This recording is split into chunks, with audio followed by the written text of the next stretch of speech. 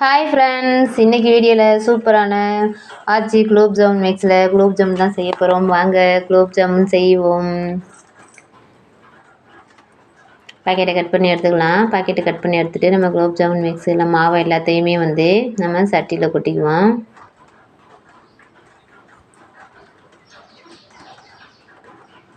எல்லா மாவையும் கொட்டிட்டு குலோப் ஜாமுன் மிக்ஸ் மாவு பார்த்திங்கன்னா அதிகமாகலாம் தண்ணி எடுத்துக்காது. இவ்வளோ மாவு இருக்குது. நம்ம லைட்டாக தண்ணியை தெளித்து தான் மாவு பிசைஞ்சுக்கணும். ஏன்னா அந்த மாவே ஒரு மாதிரி ஈரப்பசை மாதிரி இருக்கும். அதனால் அதிகமாக தண்ணி எடுத்துக்காது. நல்லா நம்ம கொஞ்சம் கொஞ்சமாக தண்ணியை தெளித்து மாவு நல்லா பிசைஞ்சுக்கலாம். நல்லா மாவை பிசைஞ்சிட்டு ஒரு 5 நிமிஷத்துக்கு நல்லா மாவு ஊற வச்சுடுவோம். ஒரு 5 நிமிஷம் மாவு நல்லா ஊறினதுக்கப்புறமா நம்ம குட்டி குட்டியாக மாவு எடுத்து கொஞ்சம் கொஞ்சமாக உருண்டை பிடிச்சிக்கலாம்.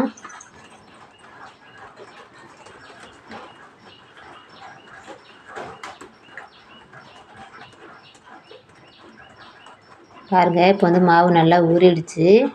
இப்போ நம்ம குட்டி குட்டியாக உருண்டை பிடிச்சிக்கலாம். வாங்க,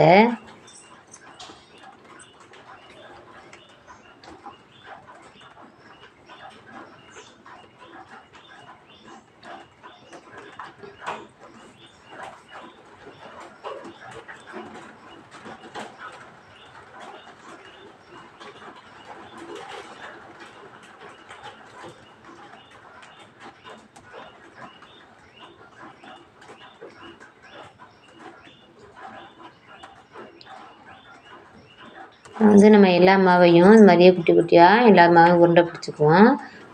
உருண்டை பிடிச்சிட்டு எல்லாத்தையும் நம்ம எண்ணெயில் பொரித்து எடுத்துக்கலாம். பாருங்கள், இப்போ எல்லாத்தையும் நம்ம உருண்டை பிடிச்சாச்சு. எல்லாத்தையும் நம்ம எண்ணெயில் பொரித்து எடுக்கலாம். மாவு உருட்டும் போது பார்த்திங்கன்னா ரொம்ப அழுத்தாமல் நல்லா வெடிப்பு இல்லாமல் உருட்டணும். அப்போ தான், இல்லாட்டி நம்ம எண்ணெயில் போட்ட உடனே பார்த்திங்கன்னா உருண்டையெல்லாம் வெடிச்சிரும், மலர்ந்து போயிடும். அப்படியே நம்ம உருண்டை பிடிக்கும்போது நல்லா வெடிவு இல்லாமல் உருண்டை பிடிச்சி வச்சுட்டோன்னா அப்போ தான் குலோப் ஜாமுன் உருண்டை நல்லா நமக்கு வெடிப்பு இல்லாமல் உருண்டையாக வரும்.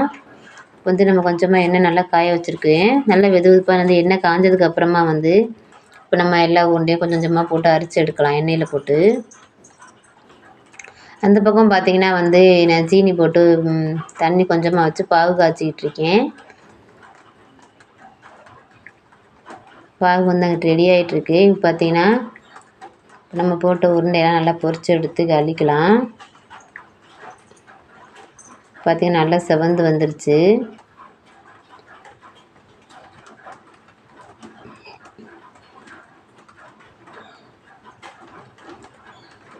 பாருங்க, நல்லா பொன்னிறமாக வந்துருச்சு எல்லா உருண்டையும்.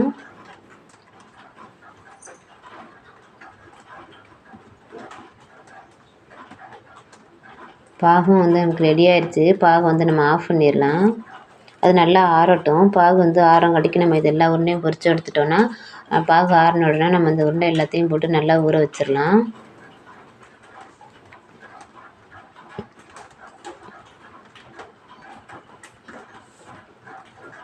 பாருங்கள், உருண்டை நல்லா எவ்வளோ பொன்னிறமாக செவந்துருச்சுன்னு.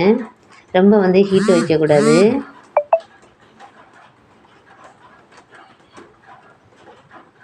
நம்ம அடுப்பில் ஓவராக ஹீட்டு வச்சோம் அப்படின்னா நம்ம போட்ட உடனே உருண்டையெல்லாம் அப்படியே கருகி போயிடும். ஆனால் அடுப்பு நம்ம சிம்மில் வச்சுட்டு தான் எப்போதுமே குலோப் ஜாமுன் உருண்டை பொரிச்சு எடுக்கணும். இது நம்ம எல்லா உருண்டையுமே பொரிச்சு எடுத்துக்குவோம்.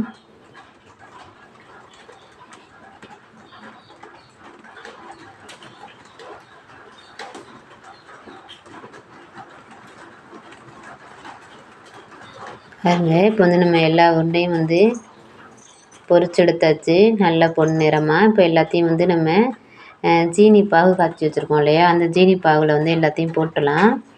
போட்டுட்டு கொஞ்சம் நேரம் நல்லா ஊற வச்சிடலாம். நல்லா ஊறினா தான் குலோப் ஜாமுன் டேஸ்ட்டாக இருக்கும். இந்த சீனி பாகும் குலோப் ஜாமுன் உருண்டையும் நல்லா சேர்ந்து ஊறினோன்னா பார்த்திங்கன்னா குலோப் ஜாமுன் செம்ம டேஸ்ட்டாக இருக்கும். அந்த பாகில் பார்த்திங்கன்னா நான் அந்த கலர்லாம் எதுவும் போடலை. 2 ஏலக்காய் மட்டும்தான் போட்டு பாகு காய்ச்சிருக்கேன். ஏன்னா கலர் பவுட்ரு நம்ம உடம்புக்கு ரொம்ப கெடுதல். பாருங்கள், நல்லா இப்போ ஊறிடுச்சு. சூப்பரான குண்டு குண்டு குலோப் ஜாமுன் ரெடி ஆயிடுச்சு. இப்போ நம்ம சாப்பிட்லாம். எல்லாருக்கும் ஆளுக்கு ஒரு பவுலோடு பசங்க 2 பேரும் உட்காந்துட்டாங்க. குலோப் ஜாமுன் சாப்பிட்றதுக்கு.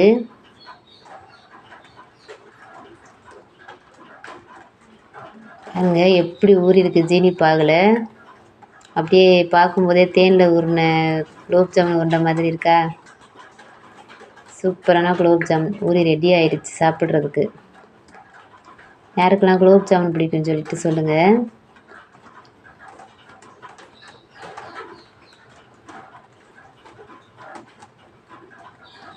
எப்போ சாப்பிட்லான்னு சொல்லிட்டு பசங்க 2 பேரும் உட்காந்துட்ருக்காங்க.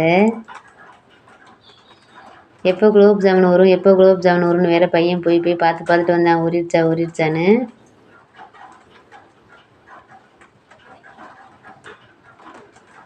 பார்த்தீங்கன்னா எல்லாருக்கும் பவுலில் வந்து குலோப் ஜாமுன் உருண்டை எடுத்து வச்சாச்சு.